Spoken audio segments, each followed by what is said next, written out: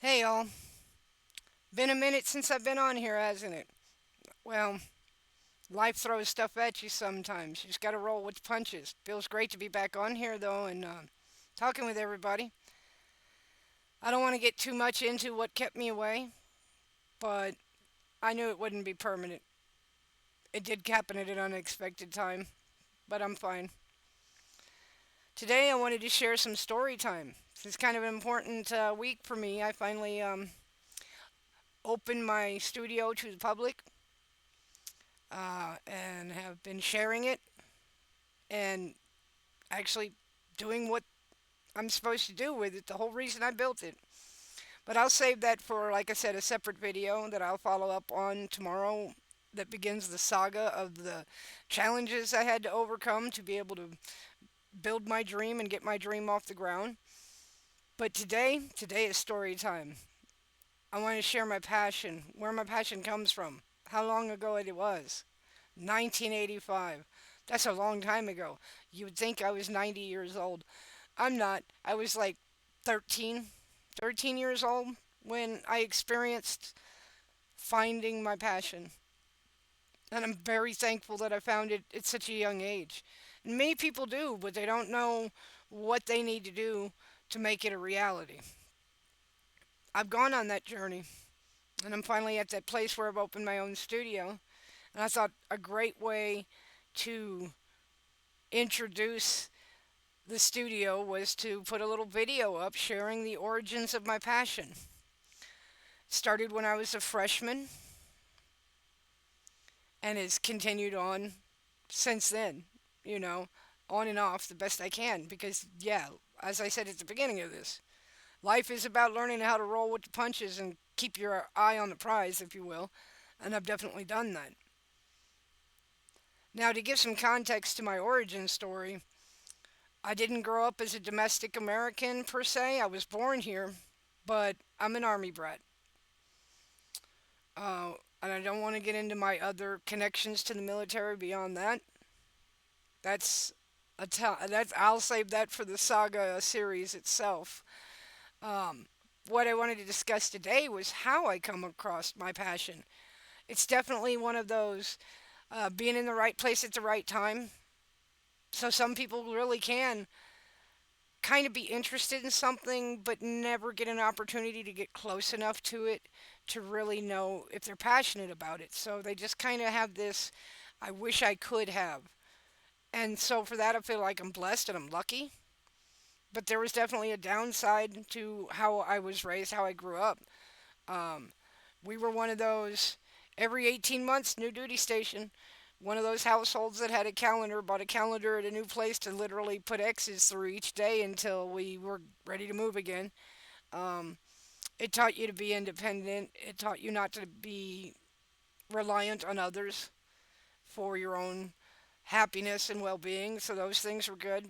But then I had the added layer of having an extra strict household. And that's kind of stereotypical. I don't think most military households were like mine. It was definitely atypical. Um, I have no grudges. I have no negative feelings about that. That's a big part of what was on my channel previously was alchemy. Alchemy's a big tool in being okay in situations that really themselves the situations aren't necessarily okay.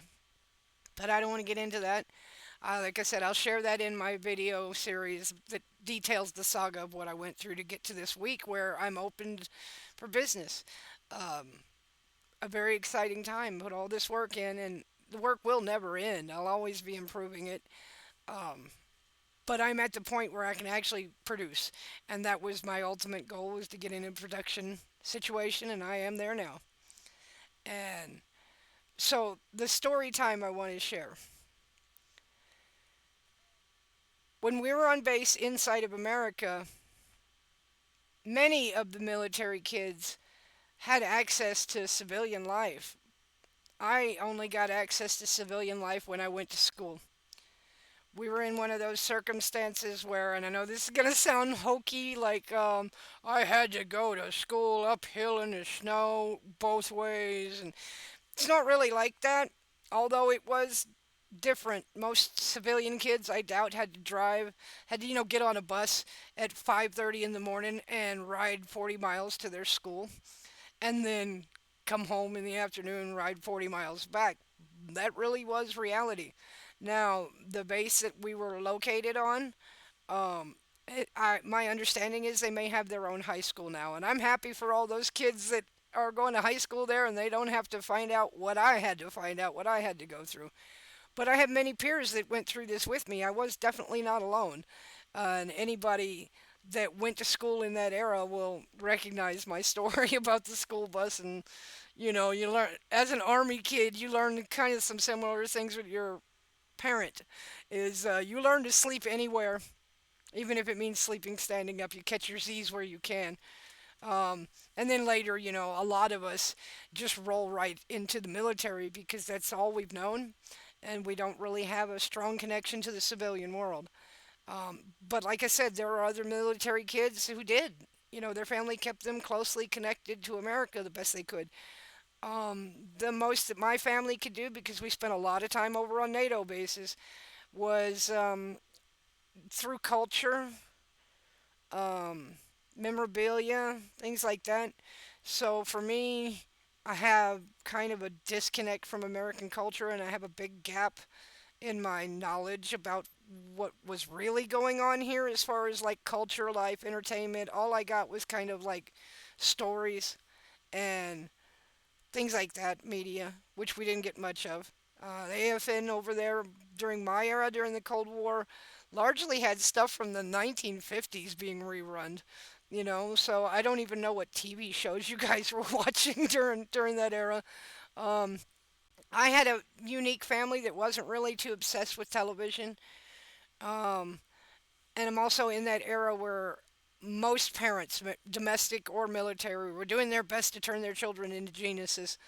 So my household in particular came from a pretty rough background where they didn't have access to education and things like that, like most normal families would.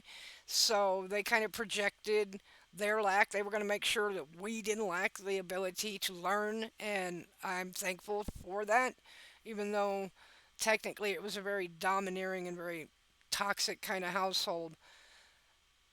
Their heart was kind of in the right place, I think. You know, so while a lot of kids were coming home and watching their favorite TV show and things like that, we were learning. We were learning. We were playing chess. We had to read a book and do a book report to our dad, you know, things like that. So my parents were focused on keeping us away from the television, and I might add that during that time over there, we had one channel. We had the AFN. The thing I remember most about the AFN during the Cold War era was the code of conduct would come up on the video and the exchange rate on the economy to go turn your dollars into whatever, depending on what country you lived in. So you could go buy goods on the local economy because you were largely isolated and you did sometimes have to lean on the local economy for goods. Um, and like I said, I don't have any regrets about growing up that way. It's just the way it is. It's definitely made it a challenge to be back in America and you're getting to know people and connect and they're riffing on things they share memories of that I don't have any context or understanding of. Like I just didn't grow up the way they did, but I'm definitely an American, just an American from abroad, if you will. But anyway, I just wanted to put some context onto this little story time thing I'm having about where I learned my passion, for screen printing, where it started for me. Like it says on my flyers, those of you who've already run into me have received one of these flyers. I've been doing this since 1985, and I have been selling since 1985. But life doesn't always let you just keep doing the thing you love. You need to grow, you need to roll with the punches, and that's exactly what I did with my life. And I took my time to learn everything I could about it from every person I could come across. So I've never had I know everything, I'm an expert. But I will say that I'm at a point in my career and my knowledge that I have definitely mastered this field.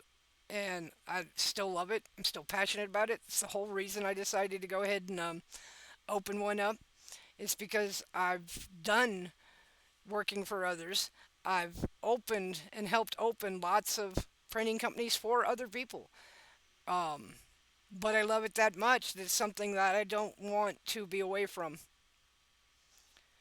But I also don't feel the need to be in it vocationally for somebody else. And if I make a fortune, which I don't expect to do, and I'm not doing this for making a fortune, I'm doing this because I'm passionate about it. But to get on to the story, because it's actually kind of funny, and there's some really good learning things in there that can help anybody in any passion. It doesn't have to be specifically screen printing, it can be literally anything you're learning and you're passionate about, having the correct context, and always looking back on when you first experienced something with maturity and with time will make those lessons and that time that you got to experience it for the first time even more valuable. And so the story I have to tell is very much one of those. So here I was 13. We had a high school. Like I said, we had to ride a school bus 40 miles to get to. It was in the civilian world because our base at the time had just barely been reopened. There weren't very many kids on the base, honestly, and there wasn't enough of us to warrant them building us a high school at that time. So we weren't the only base that surrounded this little town where this high school was. And I would go ahead and give a shout out to my high school, and it's going to sound funny. It's going to sound like it's not a real place, but it really is. You can go look it up. Silver Valley High School. Yes, I know, like those sappy romance novels. Well, no, I don't think it has anything to do with those. I think that's completely coincidence. At least I hope it is. Who knows? Maybe the author went there too. I don't know. I don't worry about those things. It's a real high school. Any of my peers that went to that high school can attest to that high school being very much real. Different though. It was a blended community of civilian kids, ex military kids that didn't grow up under the military but their parents retired from it, and people that were still in baby boots, still military kids. And I really do believe, because of all of the different bases and the connection to the military and the government that that school had, that it was an exceptional school.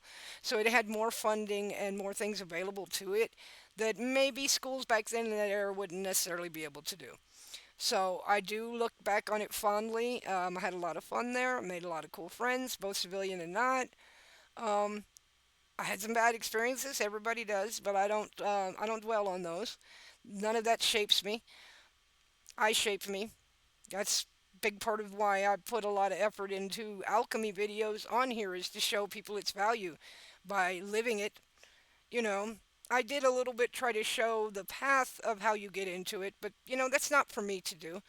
I'm really here to just demonstrate it instead of tell you how to be one. That's an individual thing. Now, I do want to clarify, I'm not participating in any kind of spiritualist movement or any of that. It's Jungian, as in Carl Gustav Jung, the father of modern psychology, his approach to alchemy. So I follow his direction.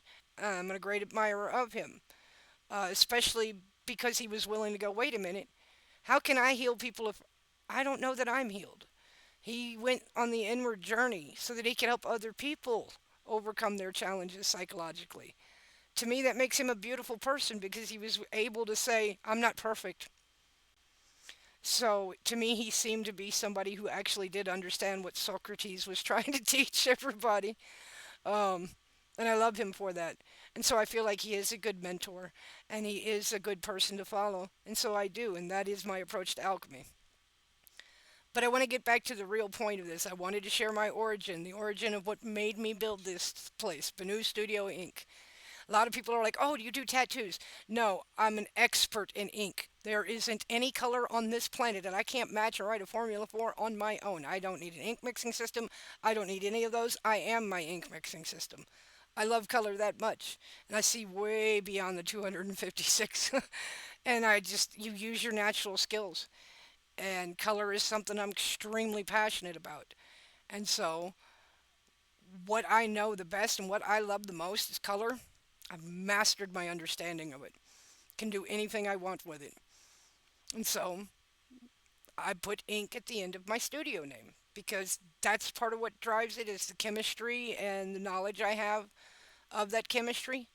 But it's not the only thing. I love the graphics. I love the art. I love meeting people. I love helping make memories for them because really a T-shirt really is a time capsule, a memory of a moment of an event that you've participated in, and it's fashion, so it's also culture, and there's so many wonderful things about it.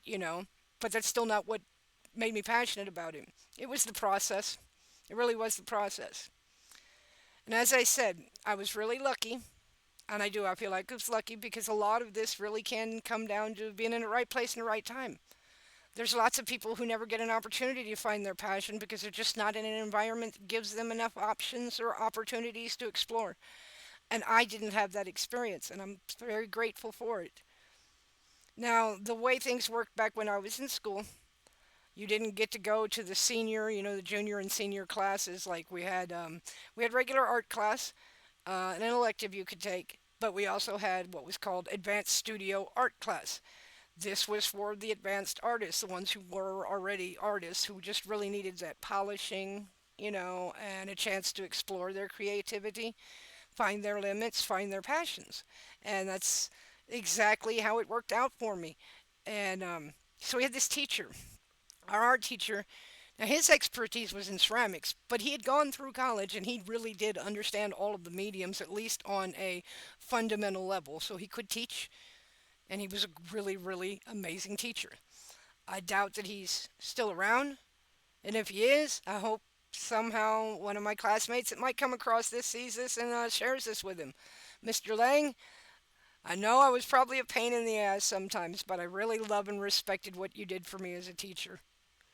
You were really, really an awesome art teacher, and I thank you so much. I really do. And if it's his family that hears it or what have you, he was a wonderful, amazing art teacher. He really was. And some of the things I learned from him, it took me a good 10 years of maturing to really understand what he was teaching me. And in some cases, it took until I was like in junior college and stuff like that to really understand what he was trying to teach me back then. I mean, lessons are the kind of things that no matter how long ago you experienced something, you can keep learning from it if you're willing to always go back and look back at it and see it with new eyes. And I definitely got to do that and come to realize that at the time I was a punk kid and he was just an adult that was annoying, but he was right. He was right about everything he told me. He was right about everything he did. Um, and I appreciated him so much. To get to it, I'll tell a little short story about how we conflicted. Because to me, I look back that now and I'm like, oh my God, I was a jerk. I was a punk kid, definitely was. Um, the way the band studio art class worked was once a week you picked an assignment on Monday, so you were allowed to pick your mediums and what you were going to do. Um, pick your subject, and you spend all week working on it. He was cool. He let us rock out. We would jam into Led Zeppelin and stuff like that. Listen to all kinds of music, Metallica, whatever. We were allowed to kind of. It's an art class, so it was definitely very liberating kind of environment.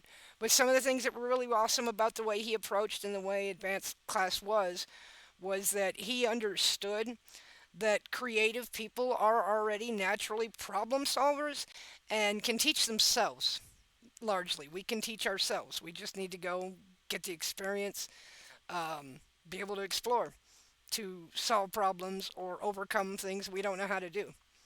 He put us in a position where we had to do that. And that's how you get good at something is having to do it. And so he wasn't real domineering. He wasn't a tyrant at all. Now the thing that we kind of butted heads on, and I deserve it. He was right and I was wrong. But when you're at a certain age, you can't always see these kind of things with clarity. During one particular week on Monday, I decided I was going to learn how to do color pencil portraits. Now, I already done lots of stuff with color pencils, mostly fantasy stuff, cartoons, things like that. But I wanted to do portraits. I wanted to do something serious because technically I could already draw, pencil, charcoal drawing tools, portraits of people with ease, you know. But that isn't putting color into them and really coming to understand color theory. And color pencils is a good place to start getting a handle on what color theory really is, what temperature really is, and how you give life to a portrait of somebody through color. So, a good place to go. So, I did select something I didn't have enough knowledge about. But I kept dithering and wasting that first class period on Monday because I couldn't decide, well, who should I do a portrait of? And he kept telling me, if you keep putting this off, I'm going to pick it for you because you can't waste time. If you waste time, I'm not going to give you a pass. When Friday comes and you're not done, that's your own choices. He was so right. But I thought he was just being a dick. you know? But he was right. You have to manage your time. You have to know how much time you have to do something. And you have to make decisions even when you really don't even feel comfortable or necessarily know if that choice is right. You have to make choices sometimes and you have to move forward, especially when there's an objective at the end that you must meet. So it's a very realistic lesson. I learned tremendous things from that. He knew I was a military brat. He knew it was the Cold War. He knew what button to push with us. He knew. So here it was. I couldn't pick. I couldn't pick. I couldn't pick. Who am I going to do this portrait of? It was do somebody famous so that that way for sure you could tell if the portrait was authentic, and done well. And I couldn't pick and I couldn't pick and I had like 20 minutes left and I was going to have nothing done for Monday. And he was like, "Okay, I told you. Now I'm going to pick." He's like, "Your assignment is to do a portrait of Stalin." Yeah, I'm an army brat in a very strict, very patriotic kind of household. The idea that I was doing a portrait of Stalin was very upsetting. And I was like, by then, I was like, "Oh, no, no, let me pick something else." No, too late. You missed your chance. And I thought he was being a dick. But to be honest with you, he was doing exactly the right thing. If you don't choose, it will be chosen for you, and then you can't complain. So he was right. And I learned a great deal by reflecting back on that. I didn't understand the lesson at the time, but I'm the kind of person, I said, alchemy, I spend time self reflecting on choices and places I've been so that I can see if there's something that my current self can learn that the then couldn't learn from it. And that is exactly one of those circumstances where everything he did was right and I was wrong and I was being a jerk. I definitely didn't want to do the portrait. I had to do the portrait. I was assigned. There was a deadline. That's all there is. And that was all that mattered. And it's the truth. So I had to spend a week begrudgingly doing a portrait of Stalin. And I hated every moment of it. I did a good job. It looked like him. Uh, Mr. Lang came in different points to review my progress and to show me things that I was missing that I wasn't understanding about color theory and teaching it to me. That was his job, and he did a great job of that. And I really learned about color and temperature and color theory completely from that experience, really. And everything after that was just seeing the limits and learning more about it. At the end of it, I got a good grade on it. It's not in my current portfolio, even though I have stuff from when I was 7 years old in my portfolio, because I've been a competitive, fine artist my whole life, literally. Because my family, my civilian family, saw it as some kind of me as some kind of savior because I had talent. I was going to be able to rescue the whole family from their bad choices. Totally unrealistic. I just ignored it. I didn't care. That's their problems. I focused on doing art because I like doing it, and I wasn't worried about it being some kind of means to rescue other people. It was just make me happy. And that's an important thing in itself. You need to do the things that make you happy. And if you're doing things that make you unhappy, you need to evaluate it and change either yourself or the circumstance. And you can, you know. And that'll come up, like I said, in the saga that I follow this up with. Starting tomorrow, I'll begin a saga that tells a bit of a story of what I've gone through to get where I am. But I do want to get to the point of the screen printing part.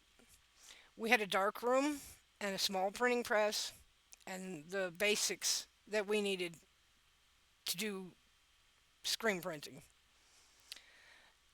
We could both do screen printing in like the normal commercial sense, and serigraphy, which is just a type of screen printing that's dedicated towards papers and those kind of mediums. So it's more about the substrate than it is about the technique.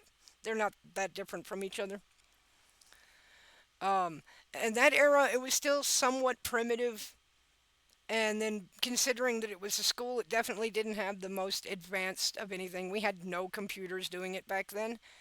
Almost nobody had computers back then. Me being a military kid, that's part of where my experiences are unique. Um, I was around computers in the 70s over in Europe. We had access to them in our schools, and we started learning it way back then. And they were primitive. There was no such thing as software yet. uh, but it was a great experience. I'm glad I experienced it, and it's kind of what makes me a little bit different for Gen X is that I'm part of that generation that grew up with computers. Literally did grow up with them when the majority of my generation didn't have access to one until they were in their adulthood, or late high school at bigger places. Okay, but to put that aside, so we had this printing equipment available to us in the back. Um, but you couldn't really do it as a project or anything for your weekly project. And he didn't really know very much about it at all. That equipment was there before he started teaching there. So it just wasn't something he messed with, but he maintained and took care of everything in there and made us aware that there was all these things available to us to go learn and explore, but that would have to be something we did on our own time. And I definitely approached it that way. I went and I discovered that it was back there. I did have some family that civilian family that had involvement in printing, but I didn't really entirely understood what their job was. It was just hearing them talk about it, and I was kind of young. Um, so I found that it was back there, and I found that there was one senior who was messing around with it. But for the most part, it never got touched. Nobody ever talked about it, and there wasn't really anybody who was teaching it. Now, to be fair, what I said about Mr. Lang was true. He understood artists are natural problem solvers. We naturally solve problems. We naturally are able to teach ourselves what we need to learn to accomplish what we want because that's what makes us what we are. And he encouraged that. He encouraged us to teach ourselves. He encouraged us to explore, troubleshoot, and figure out how to do things. He didn't tell us how to do things. He let us learn how to do it. And that is such an amazing approach to teaching, and it really is the best way you can teach in the arts. Yes, it's important to learn how to copy, but I had already done that in junior high. I'd already been through that experience. I'd already learned what my style and my approach to art was going to look like. I knew what my style was already. So advanced art class is really about honing that skill, finding other mediums, because maybe you're good at something, but that's not really something you're the best at. You don't know until you explore. And so I was in that kind of environment when I discovered my passion for screen printing. And what happened was he really couldn't tell me anything about it. It was, here's some books, kid. Figure it out. And that's exactly what I did. Now, I was lucky that there was a senior who was kind of playing around with it a little bit, but he wasn't doing much with it. He was just figuring it out. He was curious. But he didn't really do very much with it, and he didn't go as far as I ended up going with it, which is fine. Maybe he ultimately didn't end up interested in it. Me, I thought it was neat. Obviously, and here I am so many years later, and I'm still doing it. And I opened a business this week where I'm doing it. Um, but for me, it was one of those I had to learn every little thing myself by failing and trying and reading, and that's exactly what I did. Now, typical punky high school kid, I bootlegged some Van Halen 5150 concert T-shirts with it. It was a good experience. I didn't make money from it. I just shared it with my friends who were also Van Halen fans. And we did all kinds of weird stuff like printing it on top of our shoes and just we put it everywhere we could.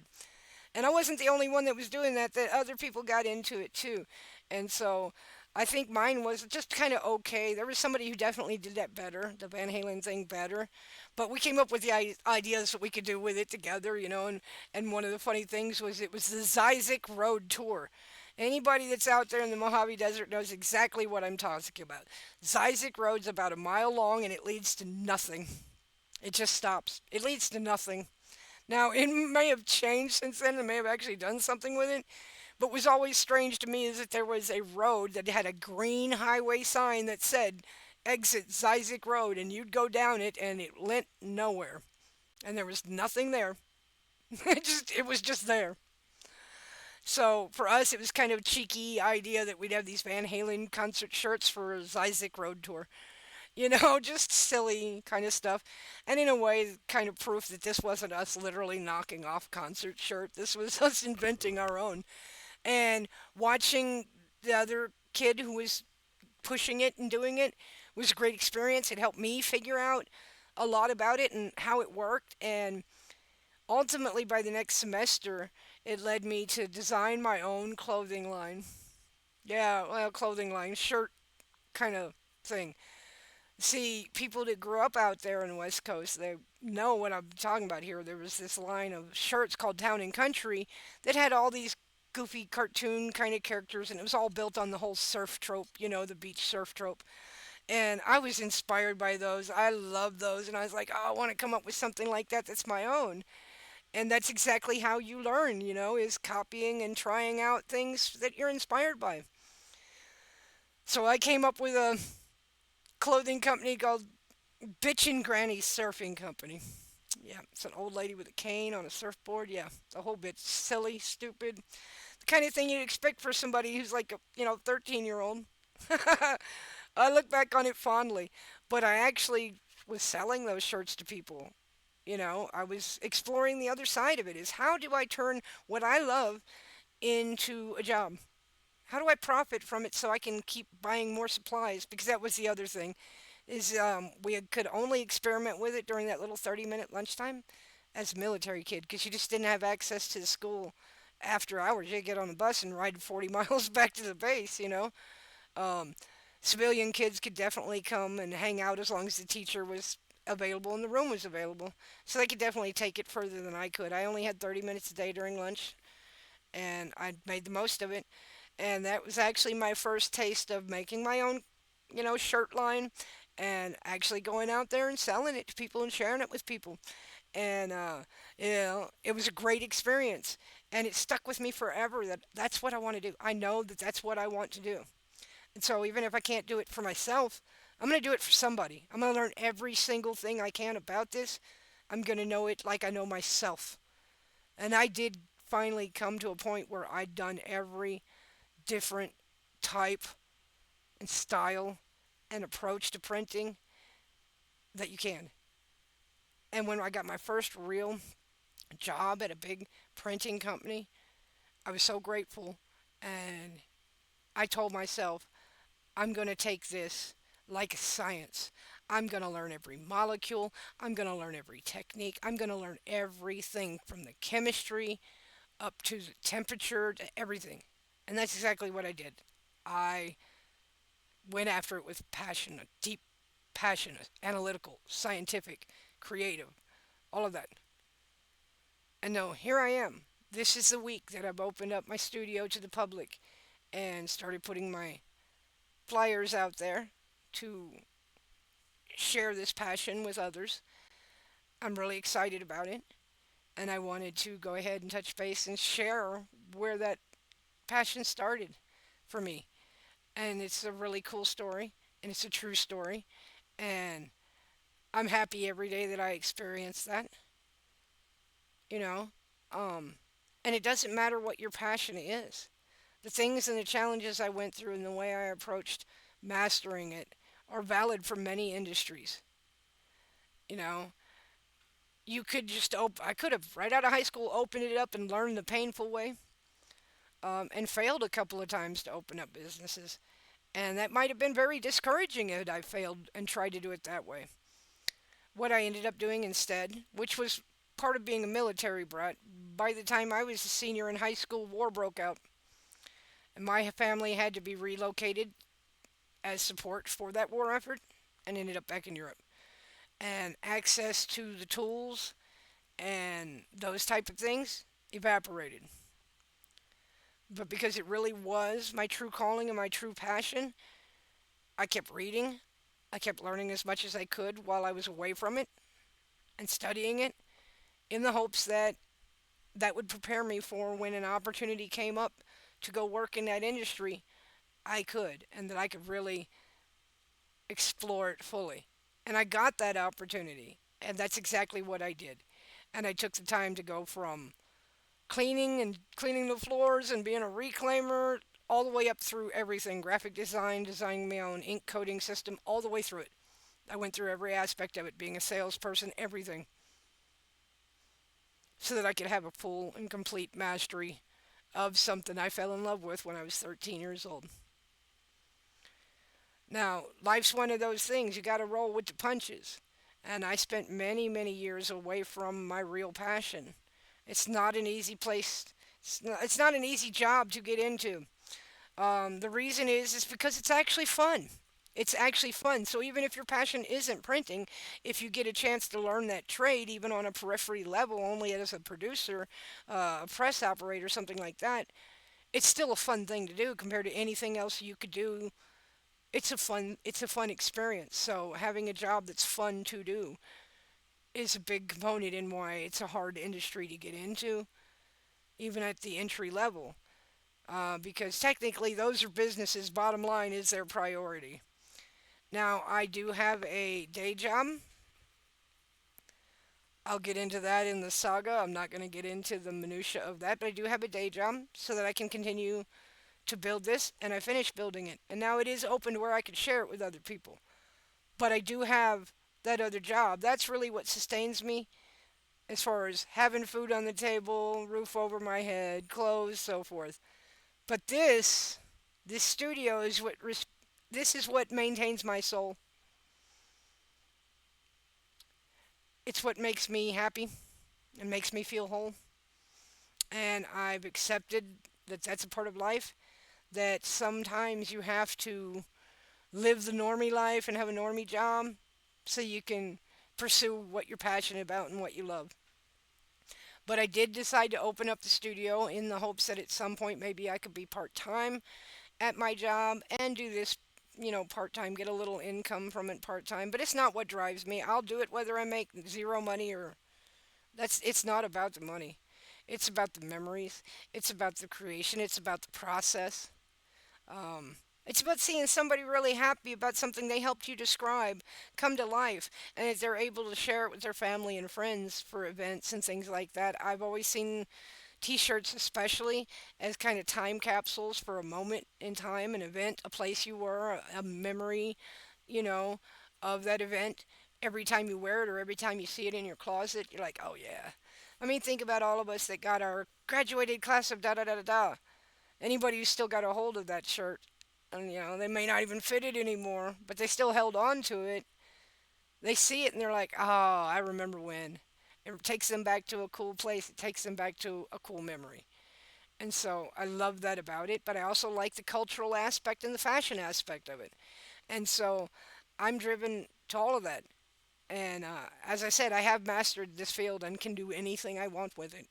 From microchip printing, believe it or not, it's involved in it too. You name it.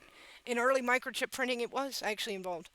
Um, because unlike other types of printing, having an open frame that you can control the environment and control the input is what made screen printing useful for that. So I've printed the grids for military blocking signals, you name it.